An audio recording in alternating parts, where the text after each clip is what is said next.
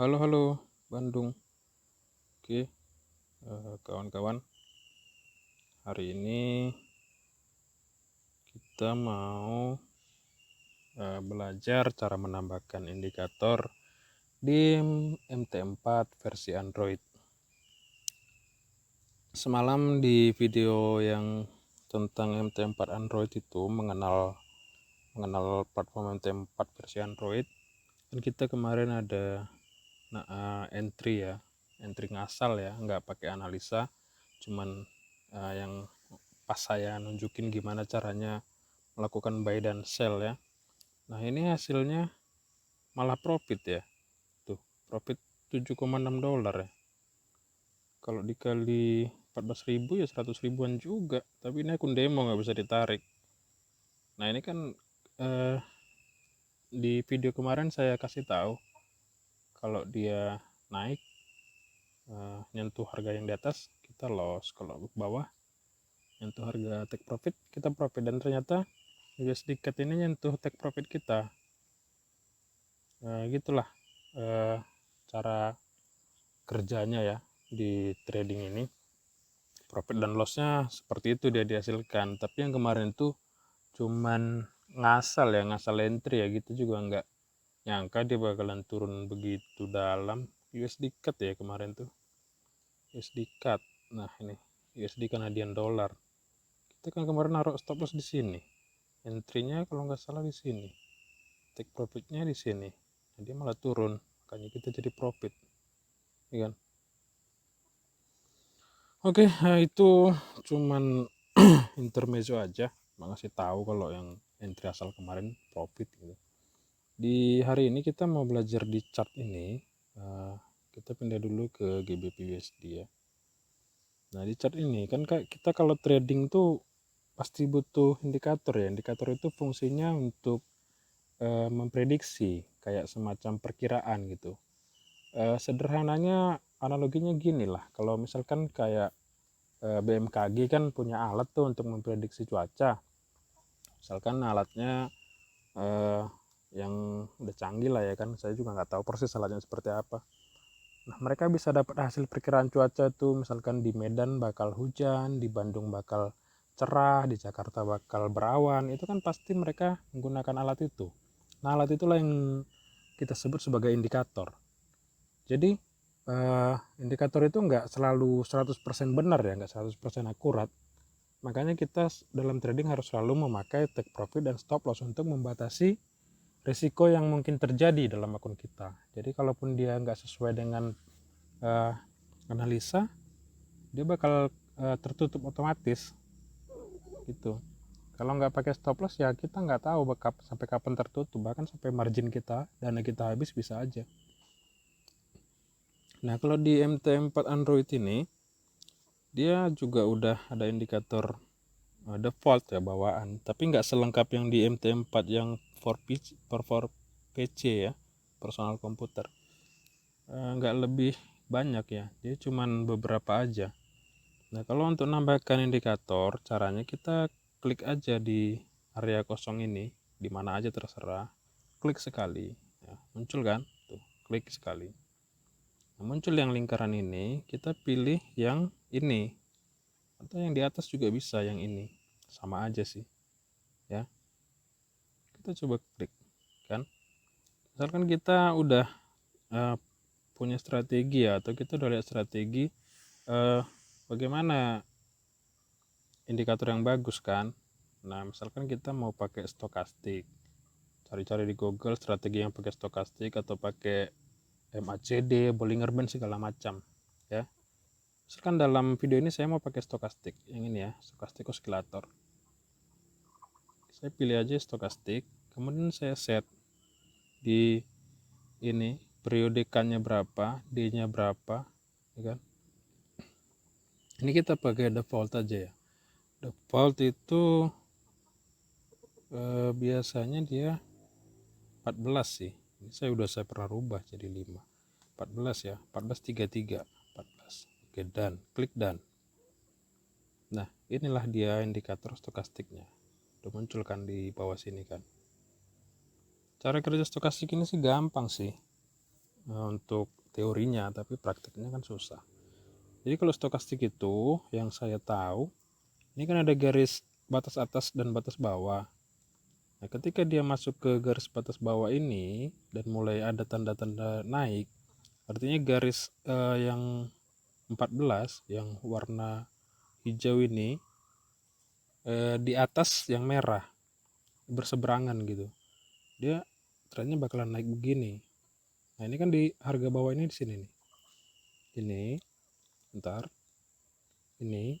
Nah, dia ketika udah sampai jenuh ya, oversold ya, jenuh jual, dia akan naik karena grafik itu dia naik turun. Kemudian kalau yang ini di sini, dia oversold, dia udah menunjukkan di atas nih stokastiknya. Dia akan turun. Dan ini bener ya, kalau yang di indikator ini bener, dia udah oversold, dia naik ya kan. Overbuy dia turun. Nah, sekarang posisi harga kan di atas sini ya. Dan stokastik udah di atas sini juga, dan dia udah berseberangan. Dia bakalan, kalau menurut indikator ini dia bakalan turun nih. Harga bakalan turun. Tapi seperti saya bilang tadi, nggak 100% akurat ya, makanya selalu pakai stop loss ya. Nah, untuk stokastik ini banyak sih mixingnya atau combine ya, gabungannya. Biasanya orang pakai stokastik sama moving average atau segala macam. Kalau saya lebih suka pakai stokastik sama candle ya. Candle itu juga indikator, jadi ada pola-pola candle. Nanti lagi kita pelajari lagi di analisa teknikal di udah kelas menengah sih gitu. Pola-pola candle. Kalau sini kan kita lihat candlenya udah mulai bearish ya, udah mulai turun, ya kan? Dan coba kita ukur pakai Fibonacci. Kalau untuk indikator objek ini ya, ini objek nih, dia kayak Fibonacci, retracement, trend line, macam-macam lah. Pokoknya yang bukan pakai rumus. Ini kan kalau indikator stokastik ini udah dirumus ya, udah sama dirumus sama penemunya. Nah, kalau ini kita langsung aja klik ini. Nah, ini kayak macam-macam. Line, channel, ya kan? Gun, tahu kan teori gun? Gun teori, Fibonacci, Elliott wave, ya, macam-macam. Nah, kita mau pakai yang ini nih, Fibonacci retracement. Ya, kita klik, nah muncul dia. Baru kita klik di bagian yang kosong ini, terus tarik ke bawah, lepasin. Muncul dia Fibonacci-nya. Untuk Fibonacci ini sendiri, cara pemakainya beda-beda ya, tergantung orangnya.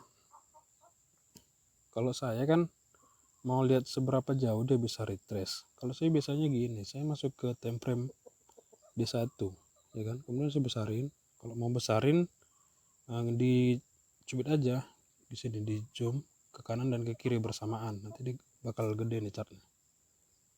Nah, kalau saya kan gedein aja maksimal ya. Saya biasanya letakin ini, nah ini di sini, dan yang titik 0 di bawah kalau dia bullish ya. Kemudian titik yang satunya lagi di paling atas. Saya mau ngitung retrace-nya dia seberapa. Kalau Fibonacci ini saya biasa pakai, saya bakalan buka di area ini. Area dari 23 sampai 50. Area sini nih. Nah, kalau kita kecilin lagi, ya kan? Baru kita turun lagi ke time frame H1. Nah, saya tuh bakalan entry biasanya di area ini nih. Nih. Dia masuk area ini, misalkan nyentuh garis ini, saya entry buy, sini saya entry buy lagi. Stop loss biasanya saya taruh di sini. Stop loss. Itu kalau saya ya. Cuman kalau untuk Fibonacci ini beda trader, beda cara penggunaannya, jadi nggak ada yang sama.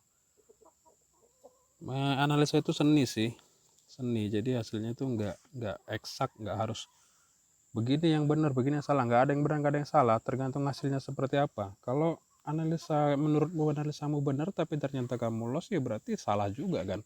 Walaupun analisa aku menurutmu salah tapi aku profit, ya berarti jadi benar. Jadi tergantung hasilnya apa.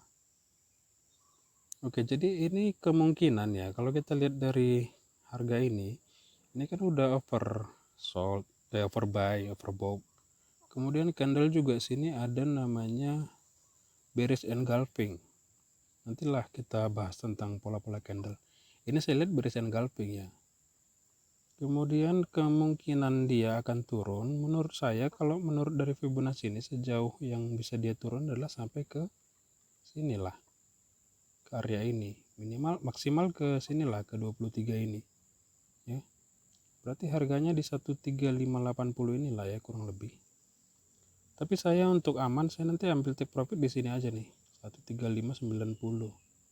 Atau kalau lebih aman lagi ambil yang di 50 nih, 13600 ya. Nah, kita coba nanti take profitnya di 13600 ini aja. Oke. Kemudian untuk penempatan stop loss ini kita pindah lagi ke H4. Time frame yang lebih besar, kita mau lihat support dan resistennya di mana. Nah, sini kan nggak kelihatan nih. Kita gedein lagi. Nah, di time frame daily. Berarti kalau ini dia resistennya tuh yang pertama kita tambahin lagi ya garis trend line ya. Tambahin, klik aja tanda plus yang ini. Horizontal line, kita mau lihat resisten. Ini garisnya. Berarti dia resistennya ada di sini. Ini kan udah kelewat nih. Yang kedua ada di sini. Nah, ini adalah harga yang sering mantul di situ. Itu disebut resisten ataupun support. Ini kan dia mantul-mantul nih. Nggak nembus ya. Berarti 13689 ya kan, dari harga sekarang. Oke, kita mau langsung entry aja. Berarti stop loss kita, stop loss bentar, stop loss 13689, TP 13600. Ini juga masih belum detail ya cara menganalisanya, cuma sekedar ngasih tahu aja untuk indikator-indikator ini, cara memakainya, teori di lapangannya itu seperti apa. Kita langsung klik aja transaksi tanda plus di atas ini, kita rubah lot ke 0,1. Tadi kita udah tahu di sini adalah stop loss, di sini adalah take profit, TP ya. Kita mau coba tadi 136 berapa tadi, 13689 ya, 13689. Kita mau sell 0,101,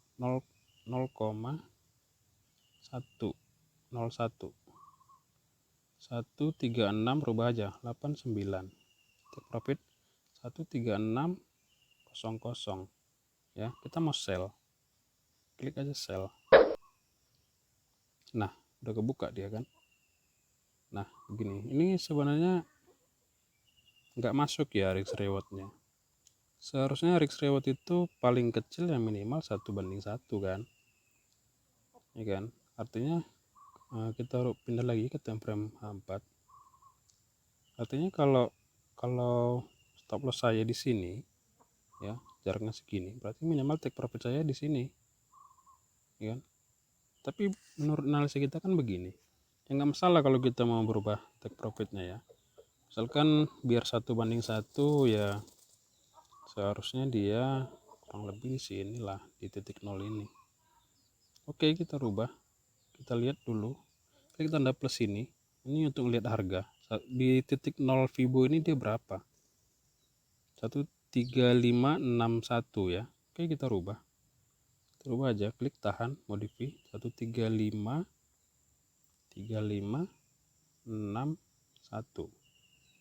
udah modify. Oke, nah udah berubah kan. Nah, kalau kita pindah ke time frame lebih besar lagi untuk melihat sejauh mana sih stop loss dan take profit kita itu. Oke, ya udah masuk ya. RR nya, risk reward ratio. Kalau dia naik ke atas ini kita bakal loss, kalau dia turun kita bakal profit, sama kayak kemarin.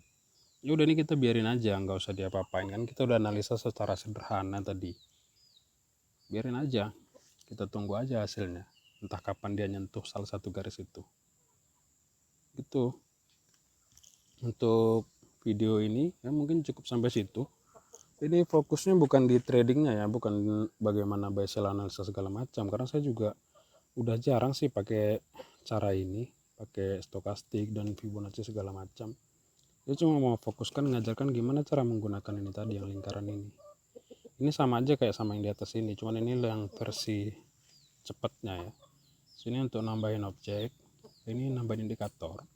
Ini yang garis plus yang ini ya. Kemudian ini yang lain ini adalah time frame yang ini dia. Sama tuh. Nah, kan. Sekarang kita mau pindah ke H1, klik aja langsung gini. Klik tengah, pindah ke 15, klik sini. Gitu dia. Itu aja sih yang mau saya tunjukkan, adalah cara penggunaan yang ini tadi, yang lingkaran ini. Bukan bagaimana cara transaksinya ya, bukan bagaimana cara analisanya. Saya juga udah bilang, saya juga udah jarang pakai cara ini. Dulu banget, dulu waktu saya baru-baru belajar forex saya pakai cara ini. Kalau sekarang saya lebih suka pakai chart pattern atau candlestick. Next saya ajarin cara membaca candlestick dan cara menggunakan chart pattern ya. Mudah-mudahan lah sampai dia ke sini take profit lagi. Ini akun kita udah jadi 107, udah nambah karena take profit USD cut semalam. Ini akun demo, nggak bisa di withdraw, tujuannya hanya untuk belajar. Oke, mungkin itu aja untuk video kali ini. Semoga kita semua dalam keadaan sehat, semoga kita semua bahagia dan sukses selalu untuk kita semua. Sampai jumpa di video pembelajaran yang berikutnya. Terima kasih.